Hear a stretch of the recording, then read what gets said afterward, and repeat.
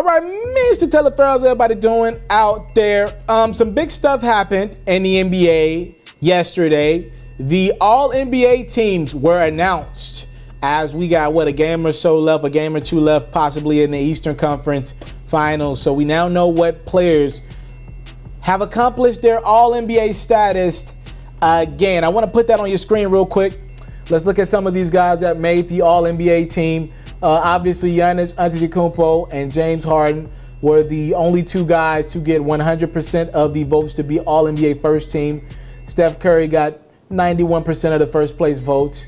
Paul George and Nikola Jokic, they round out the first team. I think all well-deserving guys. That is your All-NBA first team. Congratulations to all those guys. Paul George, Nikola Jokic specifically. Good to see them on that list. They deserved it.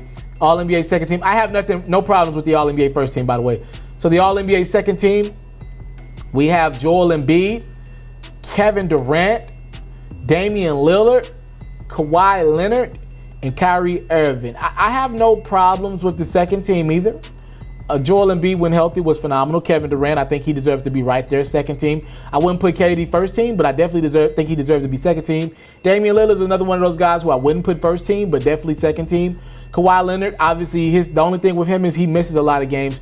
Had he played at least closer to 82 games, let's be honest, the Raptors probably would have been a number one seed. If they would have been a number one seed, then obviously we can have the conversation of Kawhi over maybe a Paul George who missed a lot of time. Kawhi would have been in that MVP conversation too had he played all 82 games. But nevertheless, I could see him on that second team. Kyrie Irving, Boston. Boston was around that 4 seed, 5 seed all year. I'm fine with that. I am fine with that. Again, I'm fine with that. I'll just leave it at that. I'm fine with that. Third team, here's where the controversy kind of hit. We got Russell Westbrook, Blake Griffin, LeBron James, Rudy Gobert, and Kemba Walker. So first off, let's congratulate LeBron James.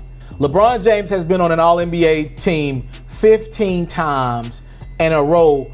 He has been on a first team since 2007 when he was on a second team.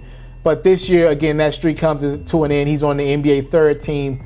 LeBron and the Los Angeles Lakers did not live up to some people's expectations. Had the Lakers just made it to the 6th seed, I believe LeBron would have had a case to be made that he should be on the second or maybe the first team with Paul George struggling down the stretch.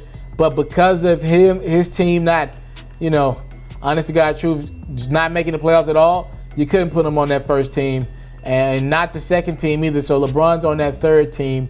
Also, guys like Russell Westbrook, he did average a triple-double again. I think Russell Westbrook is very tough to kind of see where he deserves to be.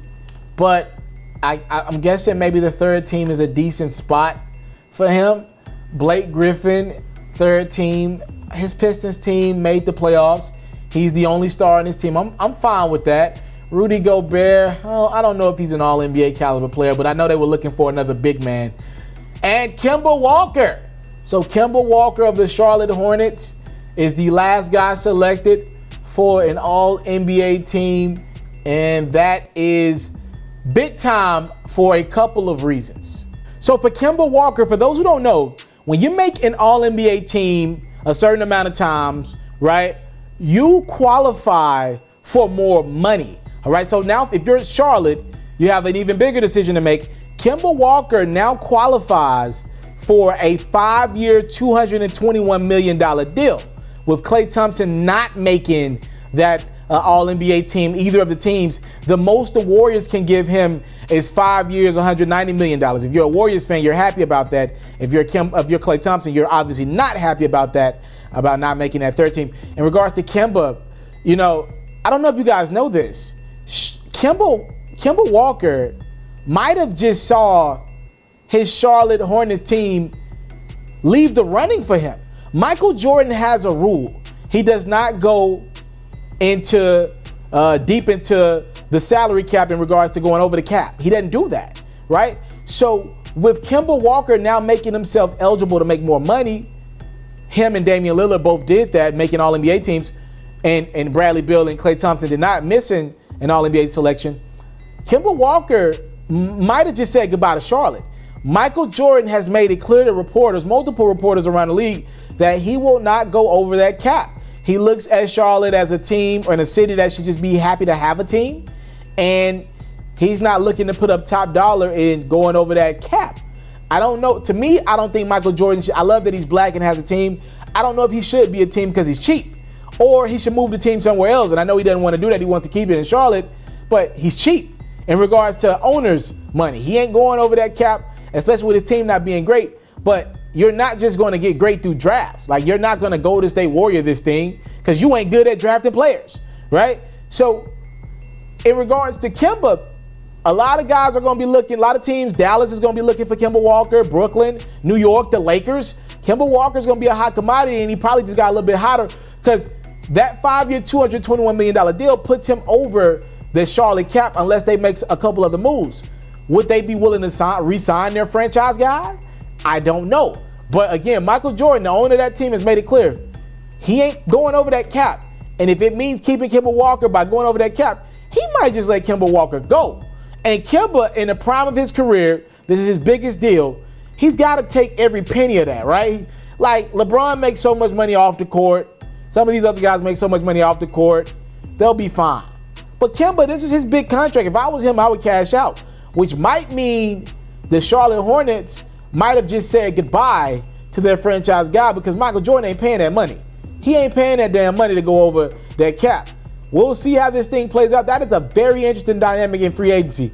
The Charlotte Hornets, small market team, down south team, just don't got the money to be paying a guy that type of bread when you're not going to make the playoffs consistently. When you guys don't compete. Your season ticket sales ain't great. You're one of the smaller teams in the league. It just is what it is. And we might have just seen Kemba Walker's fate decided by Charlotte and not even him. We'll see. I thank you guys so much for the time, love, support. I want to again congratulate everybody who made an All-NBA selection.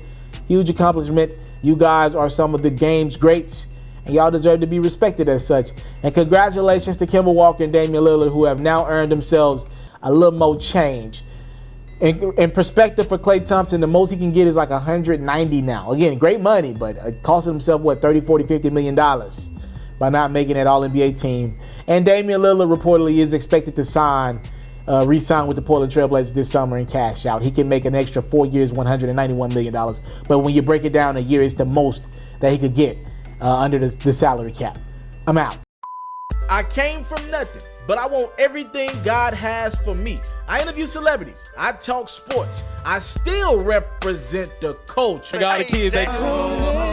are now tuned in. Yo, we locked in right now, Mr.Taliaferro. Mr.Taliaferro. Mr.Taliaferro. Mr.Taliaferro. Shout out to Mr.Taliaferro. You're watching Mr.Taliaferro TV. Mr.Taliaferro TV. Here with the Triple B's. You can't do nothing but win.